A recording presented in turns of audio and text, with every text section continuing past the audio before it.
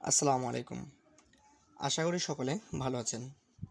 আপনাদের দোয়ায় আমিও ভালো আছি।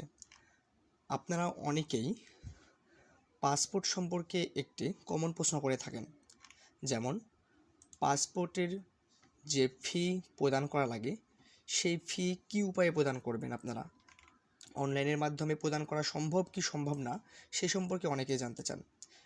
আমরা বর্তমানে রয়েছি গণপ্রজাতন্ত্রী বাংলাদেশ সরকার ইমিগ্রেশন ও পাসপোর্ট অধিদপ্তর এর অফিসিয়াল ওয়েবসাইটে।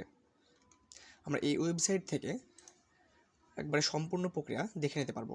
আমরা প্রথমে পাসপোর্ট ফিয়ে ক্লিক করছি, তারপরে এখানে আমরা দেখতে পাচ্ছি পাসপোর্ট ফি সংক্রান্ত তথ্য।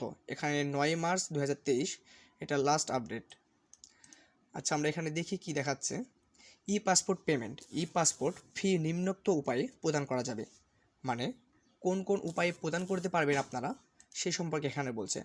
পেমেন্ট অপশন, আপনারা যে মাধ্যমগুলোতে পেমেন্ট করতে পারবেন তা হচ্ছে visa, master card, American Express, bKash, Nagad, rocket, Upay, DMoney, OK wallet, bank Asia, BRAC bank, EBL, city bank, UCB, AB bank, DBBL, Midland bank, MBL, rainbow. আপনারা এই সকল উপায়ে পেমেন্ট করতে পারবেন। আপনি যদি চান বিকাশ থেকে পেমেন্ট করতে তাহলে বিকাশ থেকে পেমেন্ট করতে পারবেন, যদি চান নগদ তাহলে নগদ, আপনি যদি চান রকেট থেকে পেমেন্ট করবেন রকেট থেকে। এক কথায় অনলাইনের মাধ্যমে আপনারা এই সকল অপশনগুলো দিয়ে আপনারা পেমেন্ট প্রক্রিয়া সম্পন্ন করতে পারবেন।